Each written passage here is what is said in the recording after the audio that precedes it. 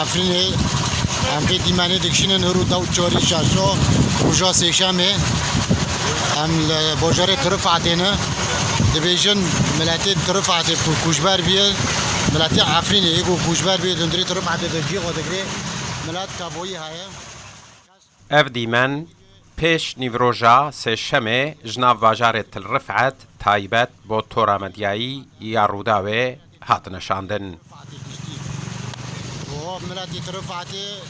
جافکانیا کدیمن جبو روداوه شاندنه تکست که کروش لناو باجر نورماله. هن جافکانیان سرب اپوزیسیون سوریه راگهاندبون که هزین روسی جت رفعته وکشیانه. لی کوچبرکی عفرینی جت الرفعت جروداوی را اویک رد کر.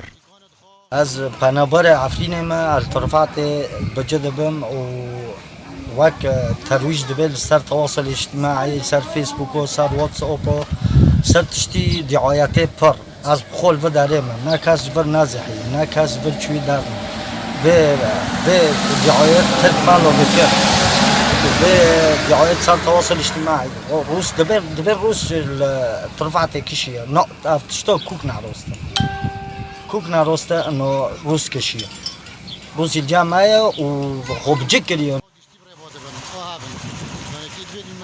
کوچبر عفرینی گوتجی هزک مزن لنافچه هیا و روش لناف باجر آراما. وكبره تشتنا حياة طبيعية قاذفاتين أري روجانات بين صولان ورنا قاذفاتين بس وك حالة رعب نوم لا تشيفيا أفتشتو بونغوزية مجملاتي كردو تشتي وانو تنا يعني نو فوق قوات رويكي خويريش كي واري الماخي وما جبر الدارخي ملو واري كرامكي بس تشتي وانو تنا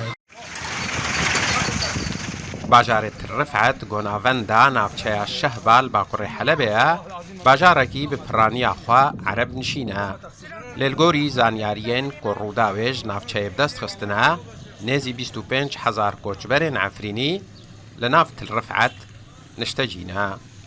حسين عمر، روداو.